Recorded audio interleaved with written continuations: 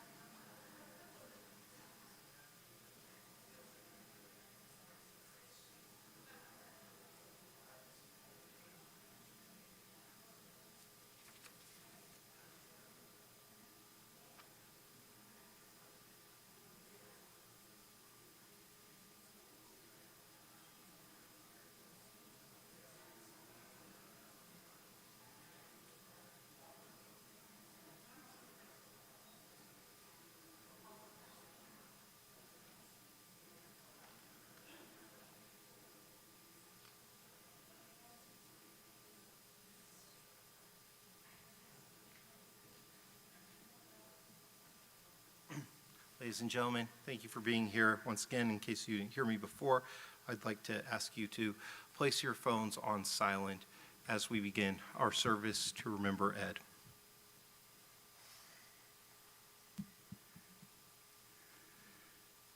Mismol David, Adonai, miakur be'ohalecho, mishkon behar kodeshecho,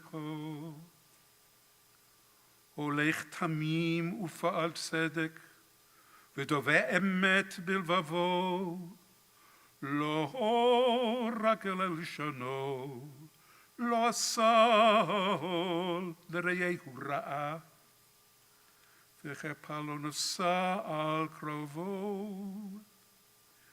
Nivzem einav nimas, v'et yirei Adonai yechabed. Nishpa lahara v'lo yamir, kaspo lo natan beneshech, v'shochad al naki lo lakach, עושה אלה לא ימות, לא ימות לעולם. Do we deserve to enter God's sanctuary? Can we merit a place in the presence of God? Live with integrity, do what is right, speak the truth without deceit, have no slander upon your tongue, do no evil to others, do not mistreat your neighbor, spurn a contemptible person, but honor those who revere Adonai.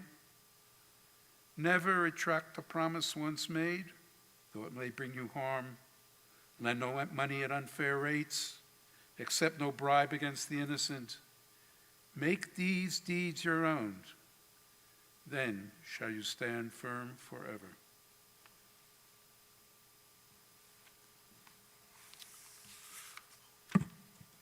Welcome.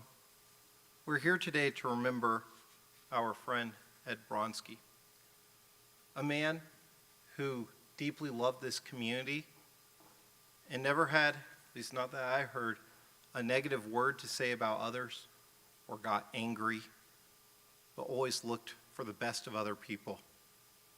A guy who would call the synagogue and ask us, which kids cannot afford a religious school?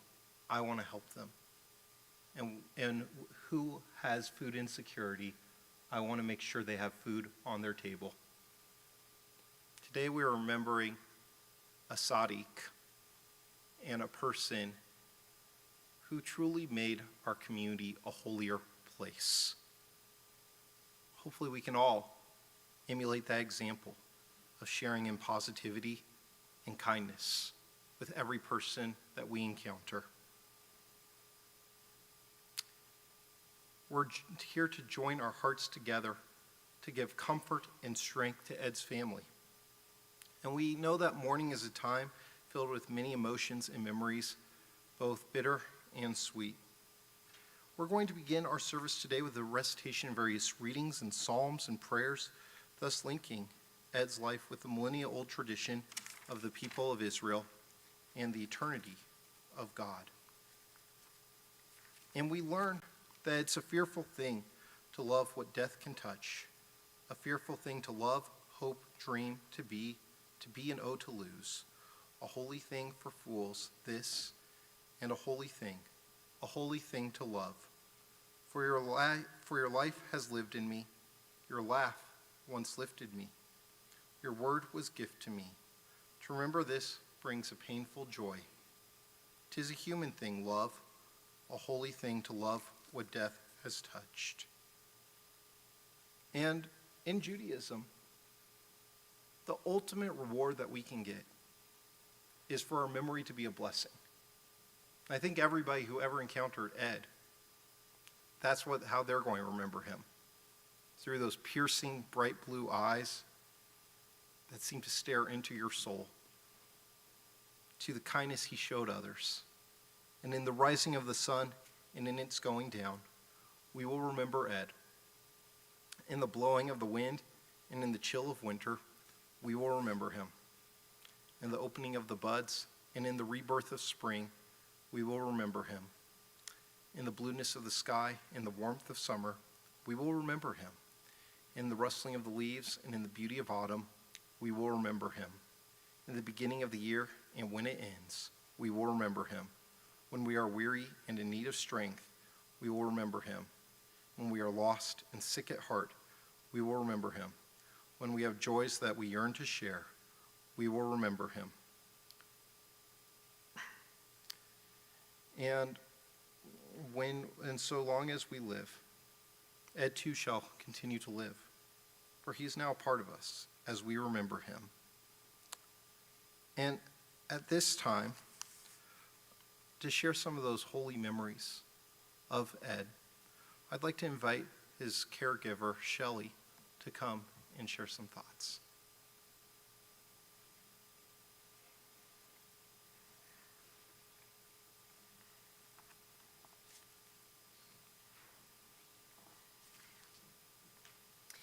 Okay, I've held it together so far. Okay.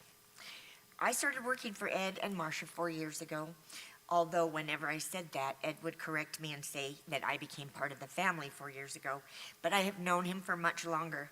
As most of you know, I worked for Denise Durbling and Stu Turcanis for a very long time, and they always talked about being visited by Dr. Bronsky.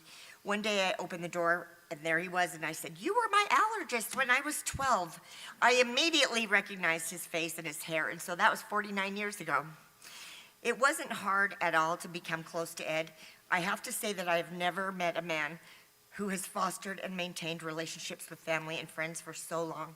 I heard him on countless phone calls with so many people over the years, checking in with them, wishing them happy birthday, or calling them with holiday greetings. He always made you feel like you were the most important person to him. Once he had his hearing aids in, and he said to me, "Good morning," in his cheerful voice, and he always asked how I was doing. "Is your life okay? Everything in your life okay? How's your family?" He had genuine interest in the lives of the people he knew. I recently found out just how much of an impact he had on other people's lives when I spoke with Charlie Martin and Mark Spitz. They were 13 and Ed was 33 when they became patients of his at the National Jewish Hospital in Denver. The three of them have kept in touch for 30 or 60 years, or no, 30 years, sorry about that, for 30 years. That's amazing. I have heard great stories, probably about most of you. All good, I can assure you, because Ed never said an unkind word about anyone, to me at least. When he stopped driving 3 years ago, we spent countless hours in the car going to and from his doctor appointments and doing his shopping. I took him to Costco about 3 times a week and often to Smith's on the other days. He loved to shop. We had great conversations about so many things: his family and friends, his career, his life experiences, his early life, his adventures outdoors and otherwise. He looked at the mountains and was always amazed by their beauty. And he would tell me how much he missed skiing. And when we drove past the bikers and renters on Wasatch Boulevard, he told me how much he wished he could still do that. He wasn't happy at all about getting older and the changes that come with that. Ed kept in touch with his graduating class at Wake Forest University, and he was notified that another one of them had died. He was deeply saddened. Losing people he knew was very, very hard for him. He also endeared himself to all of his doctors, nurses, therapists, and his shower aides. They were all amazed by him. Ed was so generous with his time. I know he visited people for years, and it made him sad that he wasn't able to do that anymore. He was also very generous with his money. He told me that his parents were financially challenged, and yet they were still able to send him and his brother to medical and dental school, respectively. He wanted to pay it forward as much as he could. I could go on and on about the great man that Ed was, but we would be here for too long. So let me finish by saying to all of his friends, acquaintances, and the others that he encountered during his life that he deeply cared for all of you. And to his family, Ed loved each of you so much, and he was so proud of your accomplishments. He cherished all of you. Oh, and I can't close without mentioning his great laugh. I will miss so many things. My heart is truly broken. The grief we feel now is so sharp and painful, like a punch to the gut that takes your breath away. But I know from experience that someday it will soften, like a river smooths the rocks it flows over.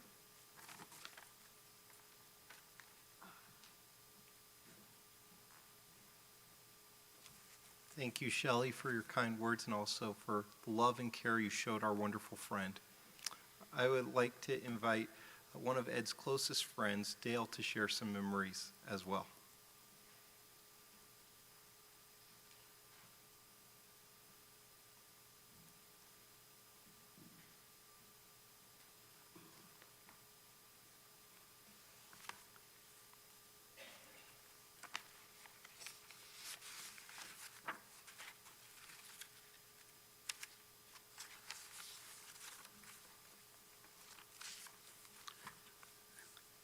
Bear with me, I don't talk as fast as Shelley. But, like he said, my name is Dale Meyerberg. And first off, I would like to thank all of the family for the opportunity to speak. I've gotten to know most of the family pretty well. And, well, the reason I know them so well is because Ed was always telling me about them. Which was really good. I mean,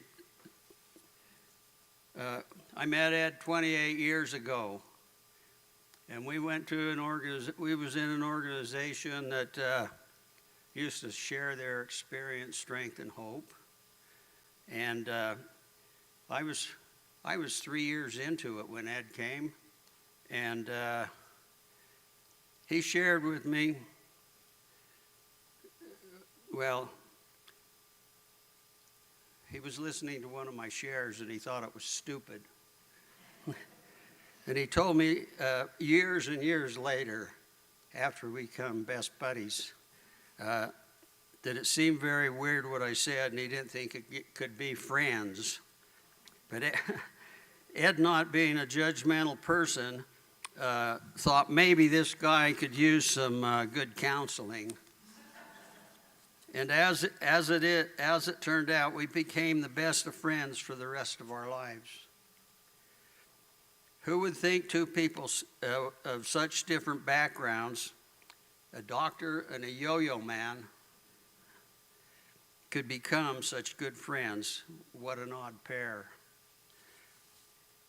Ed treated everybody the same. You know, he was not judgmental at all.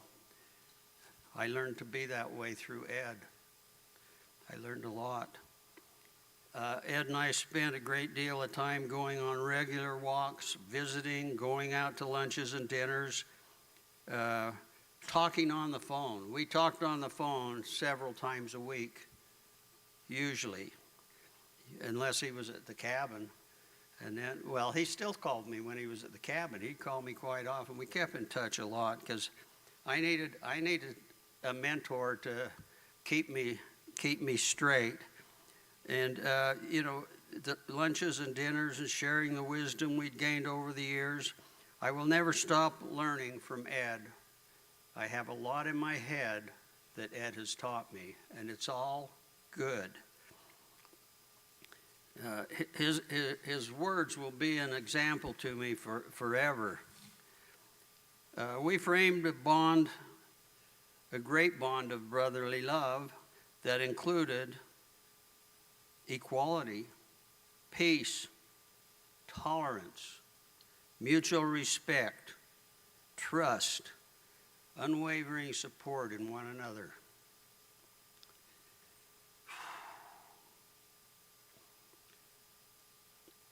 We never had an argument. And if we did disagree, we agreed to disagree. We could talk about anything that we wanted to one another and know that it wouldn't go any further than either of us unless we told him it was okay. Shared a lot of good things together.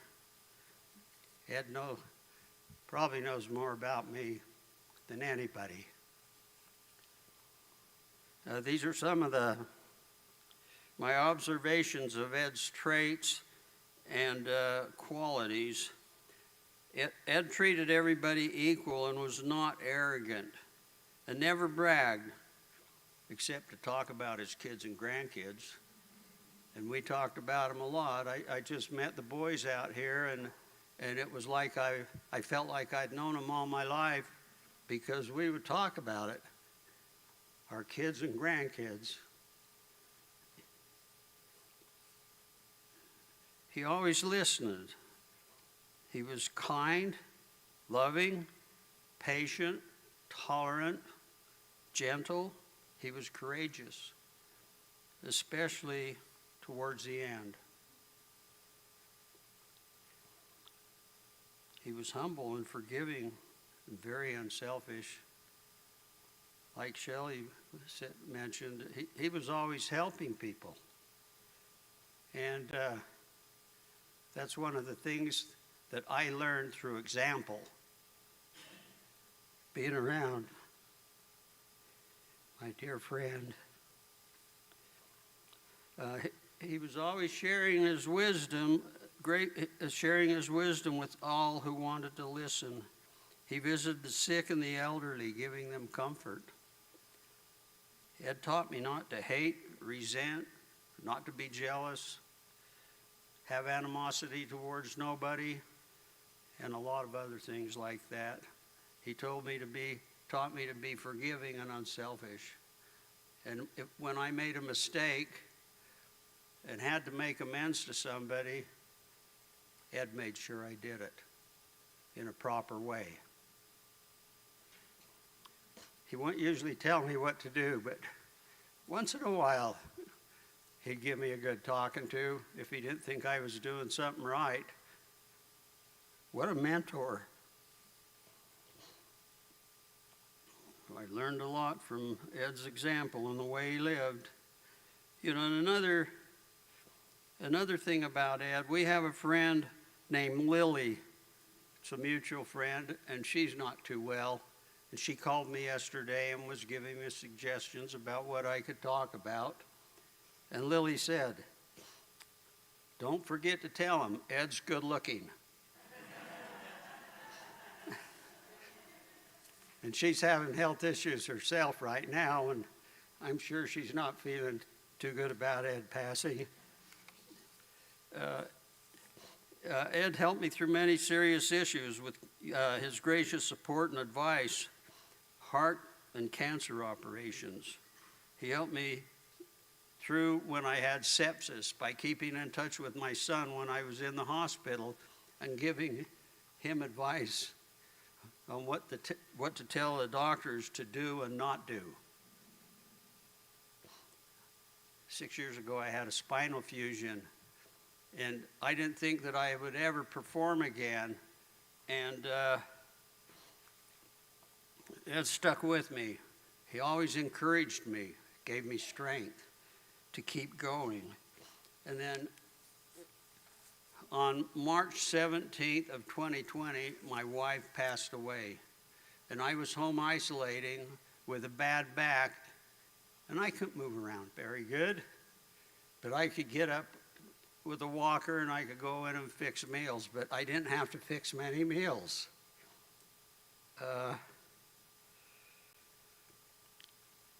Marcia and Ed, Marcia would fix meals, Ed would bring them to me. He made sure that I was well taken care of. He always knew when I needed help.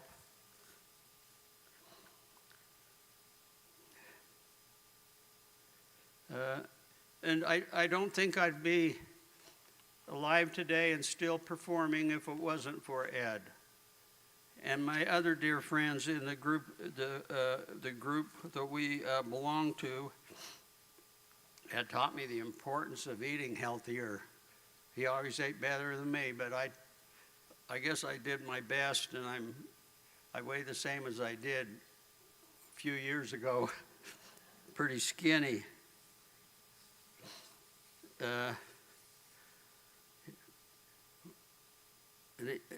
He taught me exercising. He exercised a lot, and he inspired me to exercise, especially walking, which we did often. Now, y'all remember Mutt and Jeff? Okay, Mutt was tall, Jeff was kind of short. Ed had these big long legs, and when I first met him and we started walking, I had to run to keep up with him. And as I saw him diminish over the years, I had to slow down so I wouldn't pass him. And I was okay with that. I loved being with Ed and my time with Ed.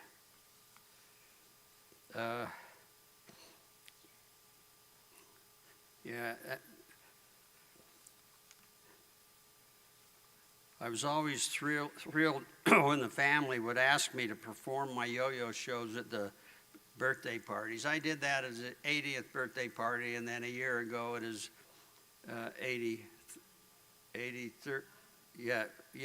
Well, I did it last year. Let's see, he was 93, so it was 92nd too. A lot of times.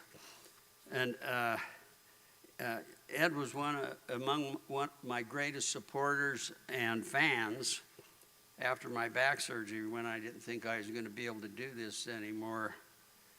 He wouldn't let me give up on yo-yoing and performing. He said, I have to keep doing it. It'll help me keep alive. He was right. I didn't give up.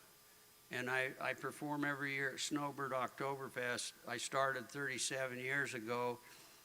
And after my back operation, losing my wife, and then I had to have another heart procedure, it took me clear till August of the next year to feel good enough to go up there, and I didn't feel that good, but Ed encouraged me. I went up there, and I've been up there for the last 5 years, and I've enjoyed every minute of it, so I'm glad that I didn't.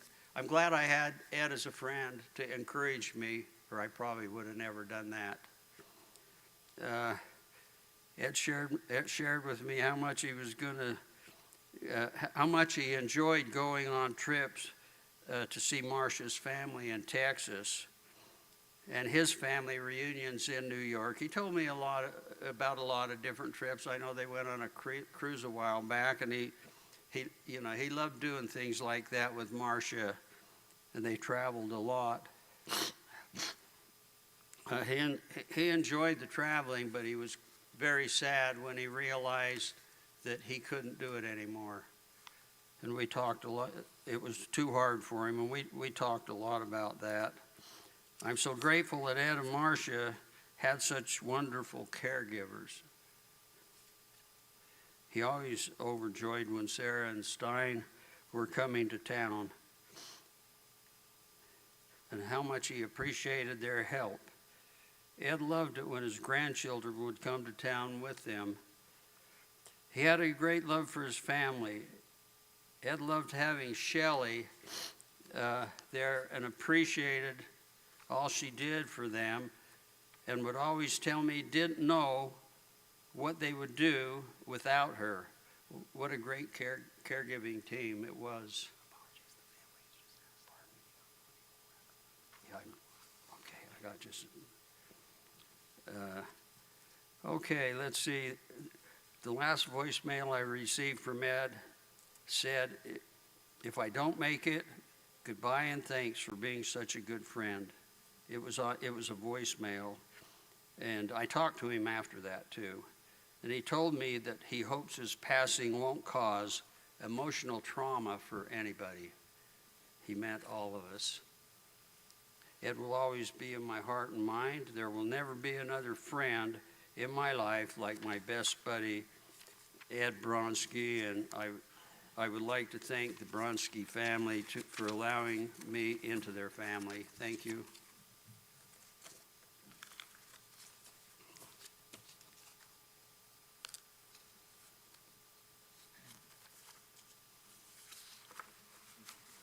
Thank you. Thank you, Dale. Those wonderful memories and that wonderful friendship that you guys shared. It's appropriate, by the way, that this happened to be the week that Ed passed, because we are in Parshat Vayikra, and I was telling our board this last night. That word Vayikra means, and he called. God called out to Moses. But the Aleph at the end of Vayikra, it is smaller than the other letters of the Torah. They wrote smaller, and they asked why? Because Moses was a humble servant and a humble leader. And that's certainly how Ed was too. He wouldn't brag about being a doctor. He would say, "Oh, I was just a servant."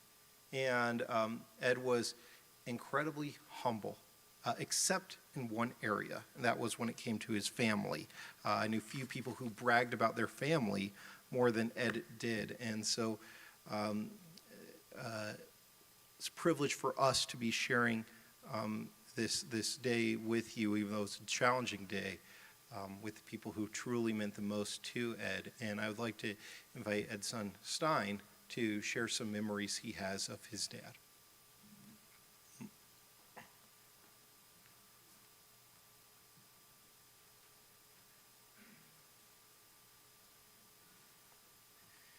All righty. I was not smart enough to print this out, so I'm reading off my phone here. I'm going to honor my dad by wearing his favorite ski hat.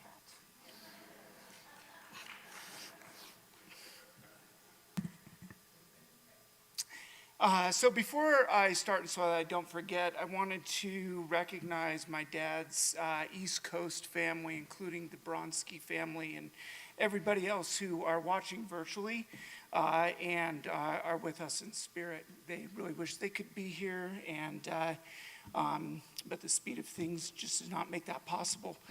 I've been struggling on how to, what to say, how to sum this all up. I couldn't figure it out, so I just have a few random comments is all I can say, and I'll try to get through this. My dad, he just wasn't one thing. He was a physician, a pediatric allergist who spent his life caring for children, including one that's right here, and families. But more than that, he was someone who truly cared. He was thoughtful and extremely nurturing as a parent. He had a way of making people, including his children, feel safe, heard, and understood, even when we were getting in trouble. To us, he was just dad, no strings attached. And he also had his moments. I just have a couple of things that I always will remember about him. One of them, I remember when I finally convinced my parents, especially my dad, when I was in grade school, to allow my friends to come over and sleep over for the first time. So we stayed up late doing what kids do. And at 6 a.m. in the morning, as we were just barely falling asleep, he comes into the room, not quietly, threw moon boots at us, which are, what we called the snow boots back then, scissors and baskets, and whatever else we needed, and told us to go outside immediately and cut the grapes off the vine before they froze from the snow that fell the night before. My friends never forgot that. Needless to say, nobody ever slept at my house again. But it didn't affect my friendships. As one of those kids right here, my dear friend, best childhood friend Andre is sitting here today. That was simply my dad. It was awesome. Even in moments like that, he was teaching us something about responsibility, about commitment, about taking care of what you have. He taught us a lot of things over the years, but one of the things he said over and over again was about education. He would tell us that the only thing in life that could never be taken away from you was your education. And he meant it. He made sure that Sarah and I had the opportunity to go to college and graduate school and have that paid for. Even beyond us, he helped countless other people in our community who were having difficulty or needed help paying for education. He believed in learning and growing and putting an effort to better yourself, not for recognition, but because it mattered. That belief helped shape us. I know it helped shape me and my sister, and it's something that we will carry forward. He was very humble, as what has been mentioned up here, and he never looked for recognition, not personally, not professionally, in not anything he did. His donations were always anonymous or under a surrogate name, as to not draw any attention to himself, because that's what was not what was important to him. He was pathologically healthy in the way that he ate. That's the only way I can explain it. Thankfully, he didn't force upon the rest of the family, sort of. Growing up, Sarah and I didn't get much candy as kids. Maybe once a year, we were allowed to get a candy bar. Both of us, one, to split. And this is the way that it went. We would go to the store. Sarah and I would pick out whatever candy bar. I specifically remember Snickers. One of us would go home and exactly cut it in half using a ruler and a knife on the chopping board, and then cut it, and then the other one would get to choose which half they wanted to eat. I thought that was normal. Anyway, fairness really mattered to him, although, thoughtfulness mattered, and even something as small as a candy bar became something as a lesson on how to treat each other. He had a great sense of humor, okay? I mean, this is testament to that. He was a doctor on the ski patrol at Park City and then in Deer Valley for years. He would wear all kinds of hats. The moose hat right here. He had a Viking hat that he really loved that I'm sure lots of people are familiar with. And my dear friend Hunter just reminded me last night, actually, about how he was on a chairlift with my dad and sitting next to a stranger who was looking at his Viking hat with these big horns coming out of it. And my dad's only comment to that person was, "My wife made this for my horns." So that was definitely him. He had a tremendous love for outdoors. The mountains were his happy place. The desert was his happy place. Skiing, hiking, backpacking, snowshoeing, anything outdoors, he just loved it. He really passed that on to my sister and me. He was incredibly nurturing, not just in his work, but how he lived. He took care of people. He cared about people. He paid attention. And he listened, just incredibly listened. Such a skill that I wish I did better. Everything came back to his family. He loved us deeply. He was proud of us, and he showed up for us. Losing him leaves a space that can't be filled. But what he gave us doesn't go away. It lives on in how we as people and how we show up and how we will care for other people and the values that he worked so hard to instill in all of us. My dad lived a good, healthy, long, meaningful life that we believe mattered. And if there's one thing I keep coming back to, it's this: he gave us everything we needed. We're grateful to you, Dad, and we will carry you with us in the mountains, skiing, in the desert, and everything else that we do always. Thank you.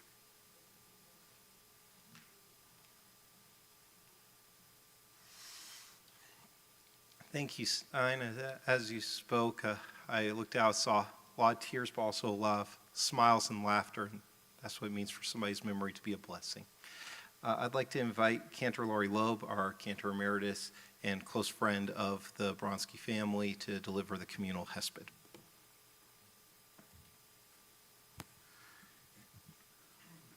One of the advantages or disadvantages of going last is I can cut. So you're lucky.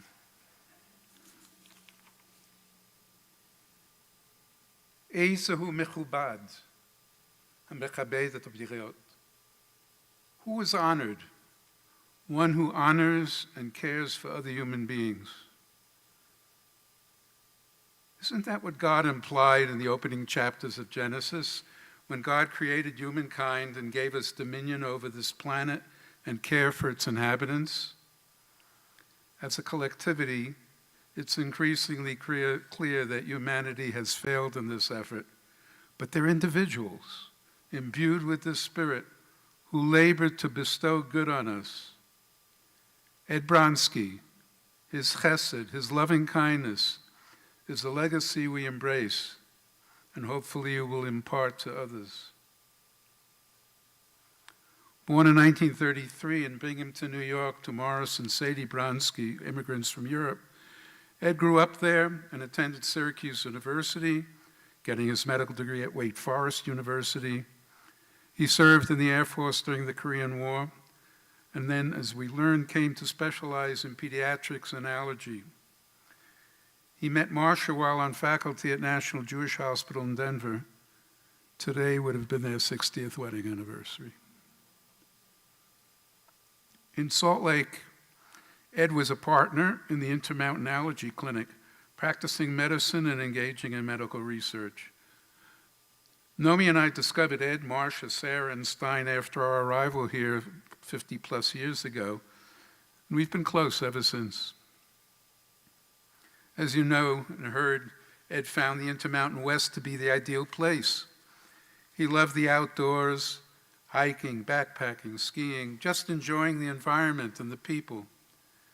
Ed's curiosity was expansive. He learned to learn from and about people, from books, attending classes, always asking questions. He imbued his children with that fire to learn, and their admiration for him certainly impacted their decision to enter medicine. But you've heard all that, so I'm going to skip that. Ed was a character.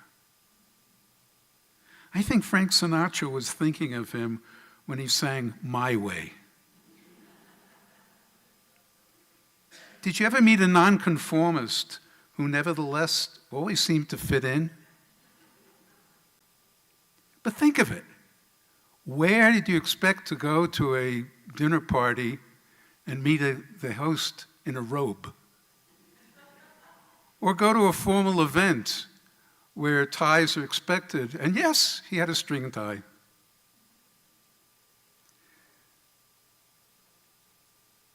Ed was unflappable. My daughter Roni reminded me that sometime around the 6th grade, he was her religious school teacher. 2 others had already quit because they couldn't handle the cutting up of the kids. Ed just let it go by. The Bronskys would often come to us on Friday night for Shabbat dinner. Around 8 o'clock, Ed would often get up from the table, drift over to the living room, lie down in front of the fireplace and go to sleep while the meal went on. We think of Ed as kind, right? Generous, absolutely. Confident. Real milk toast. What? Milk toast? I didn't see it often, but he got angry. Watch out. You really didn't want to be the target. While he loved being with people, he often had an inquisitive look on his face. He was always asking, was a good conversationalist, sharp, informed, possessed of a wry sense of humor. Ed also had no qualms about going off by himself to commune with nature. But it was his passionate commitment and involvement in the Salt Lake Jewish community that was exceptional. He served on boards, fundraised, taught in the religious school, volunteered through multiple roles at Kol Ami, Federation, Jewish Family Service. He found himself deeply involved in 2 neshama groups founded by Bert Spiegel. But his value to the Jewish community should be seen as special, almost unique. I was long amazed at the time and effort he put in after retirement, as you heard, visiting the sick and infirm, transporting those in need to doctors, dentists, food, shopping, the airport. Truly, Ed will be long remembered for his unmatchable, caring, attentive investment of time and effort in meeting the needs of others. You could always count on Ed. Ed, this week we begin the book of Leviticus, which is sometimes referred to as the Holiness Code. As the years went by, he could always be spotted on Saturday mornings at Kol Ami, sitting towards the back, not far from the door. And if you were right there now, I would share some ideas about where we're headed in our weekly Torah portion. Got to do this. It mostly focuses on the priesthood, their behavior, and the offerings to be made on behalf of the people. The book of Leviticus is filled with that. But the text gradually encompasses the whole of Israel and declares that holiness requires action on behalf of others. The central theme being that famous statement, Ve'ahavta l'reacha kamocha, you shall love your fellow human being as you love yourself. Ed, you certainly took this declaration to heart. Thus you followed the famous edict of Rabbi Tarfon. The day is short, the task is great, the workers are sluggish, the reward is bountiful, and the master is insistent. You are not obliged to finish the task, but neither are you free to abandon it. May Ed Bronsky's full engagement in living and untiring giving of himself to the utmost inspire us all to continue the acts of loving kindness which he bestowed on us.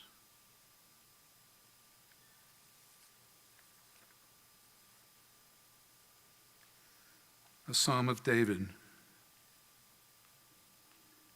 Mizmor David.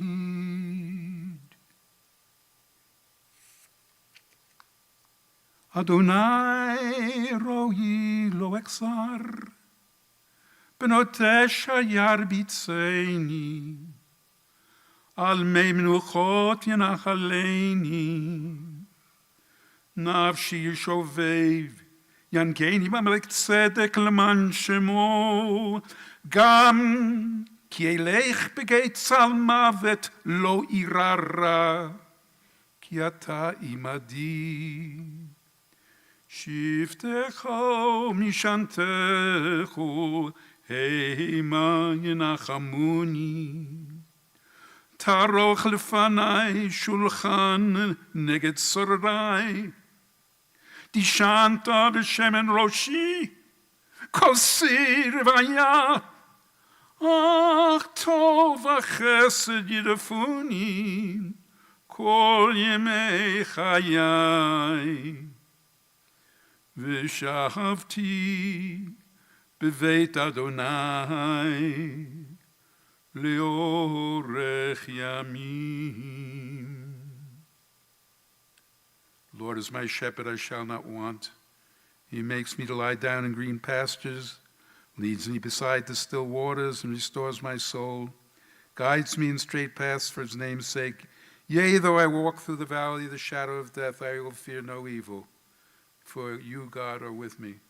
Your rod, your staff, they comfort me. You prepare the table before me in the presence of my enemies. You have anointed my head with oil, my cup runs over. Surely goodness and mercy shall follow me all the days of my life, and I shall dwell in the house of the Lord forever.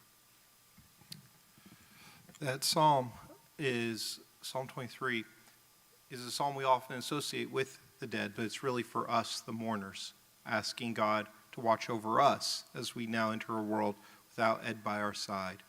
And in Judaism, we don't talk quite as much about what happens after we die because we don't have a way of knowing for sure. But what we do know is that whatever world awaits us is a world without the challenges of this world, a world without poverty or food insecurity, a world without physical decline, a world where Ed can be truly at peace. And so we have a prayer called the El Malei Rachamim, which means God of compassion and mercy, in which we ask God with compassion and mercy to guide Ed's soul from this world of challenges to that world where he can be at peace.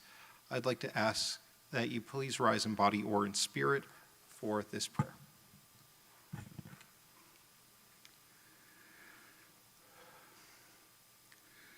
El Malei Rachamim, שוכן במרומים, המצא מנוחה נכונה תחת כנפיך השכינה, במחלות קדושים וטהורים, כזרקיה מסעירים.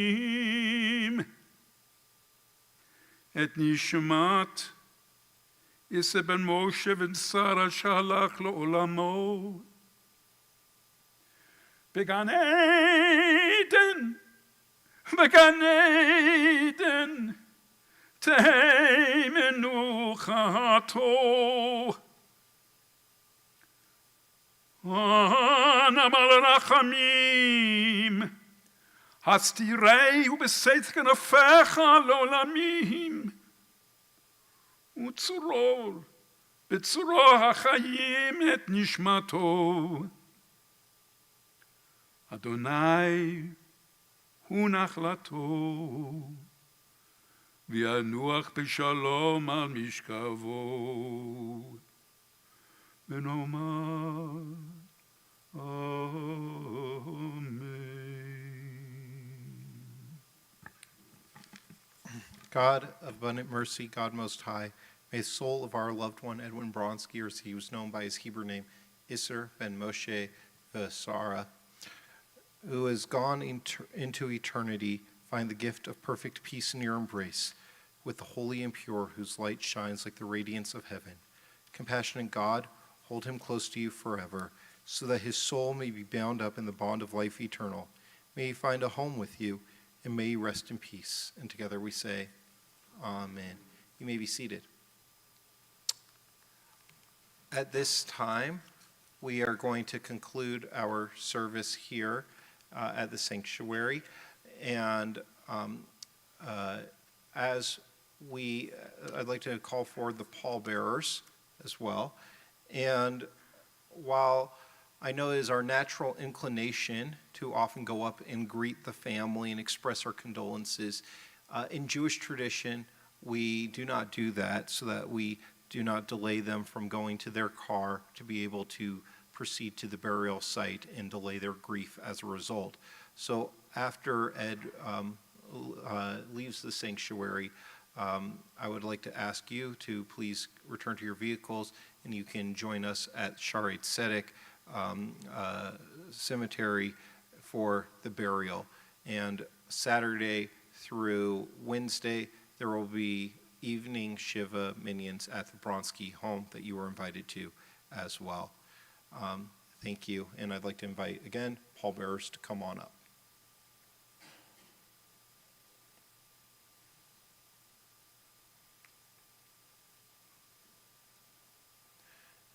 And as Ed and the family depart the sanctuary, you will be invited to rise and then also proceed to your vehicles immediately afterwards. Thank you. Beautiful job. מכתם לדוד, שומרי אל, יסיתי בך.